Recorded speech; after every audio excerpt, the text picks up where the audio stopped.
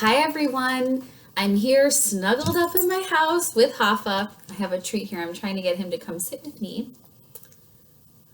All right, here you go. So anyway, I'm sitting here all snuggled up because I have another new thing that I was hoping we could do together. Now, normally at this time of year, as we're getting ready to be big, fancy first graders, we start to read chapter books together. So one of my favorite series of chapter books are the Magic Treehouse books. And I actually already know that some of you are Magic Treehouse fans, and I'm a big Magic Treehouse fan, and I've read this book a few times. It's called Dinosaurs Before Dark. Now, the cool thing about these chapter books is some of the pages have illustrations and some of the pages don't. So for the pages that don't have illustrations, we have to really use our imaginations and visualize what we're hearing. So I'm going to read the story, and on pages that they have an illustration, here's an example.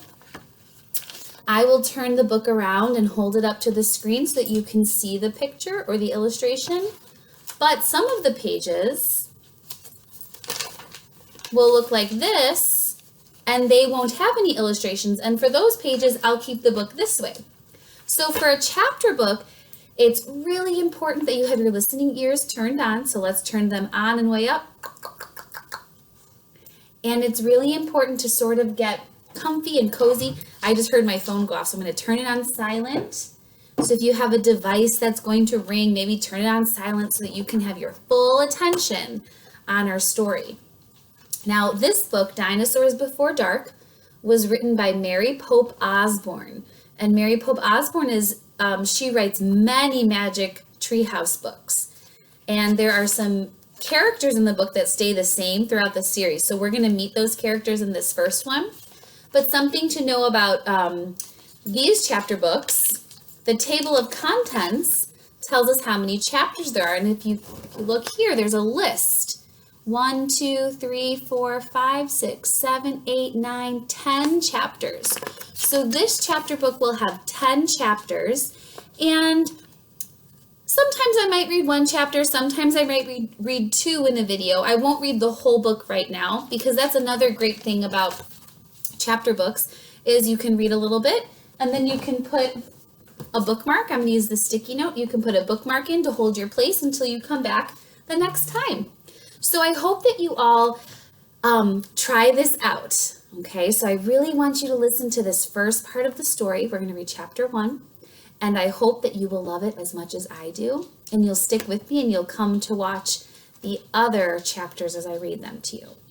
All right, here we go, and hopefully Hoffa will enjoy the story too, and sometimes he'll come and jump up right next to me. Do you want to come listen? I think he's looking for another treat. Okay, Dinosaurs Before Dark. And if we look on the front cover, we see this boy. He's flying on top of this. I don't really know what this dinosaur is called. Pterodactyl. I feel like a lot of you would probably know. And then you see this character here. Looks like she's running underneath. Interesting. Okay. Dinosaurs Before Dark. Chapter 1, Into the Woods. "Help! A monster!" said Annie. "Yeah, sure," said Jack. "A real monster in Frog Creek, Pennsylvania." "Run, Jack, run!" said Annie, and she ran up the road. Oh, brother, this is what he got for spending time with his 7-year-old sister. Annie loved to pretend stuff. But Jack was 8.5, and he liked real things. "Watch out, Jack, the monster's coming! Race you!" So I am assuming that this is Jack, and this is Annie. And their brother and sister. So on this page, there's no picture, so I'm just going to read it. You have to listen. "No thanks," said Jack. Annie raced alone into the woods. Jack looked at the sky. The sun was about to set. "Come on, Annie, it's time to go home." but Annie had disappeared. Jack waited. No Annie. Annie, he shouted again. Jack! Jack! Come here!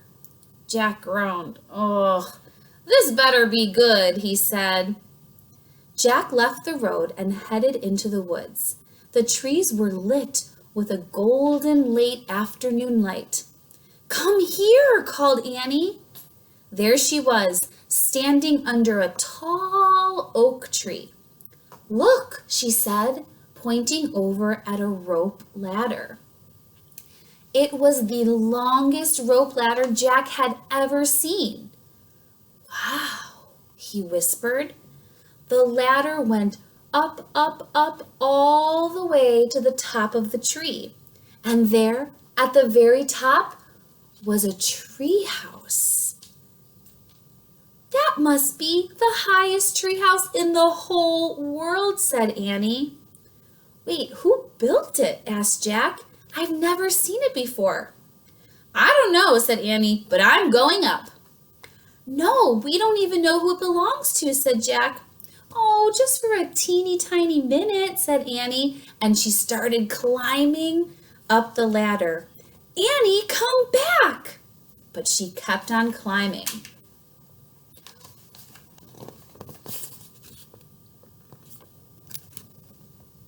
So here you can see the treehouse and the super, super tall ladder. Let's find out what happens next. Jack sighed. Annie, it's almost dark. We have to go home. Annie disappeared inside the treehouse. Annie! Jack waited a moment. He was about to call her name again when Annie poked her head out of the treehouse window. Books! She shouted. What? Said Jack. It's filled with books in here, she said. Oh man, Jack loved books. He pushed his glasses into place and he gripped the sides of the rope ladder and he started up.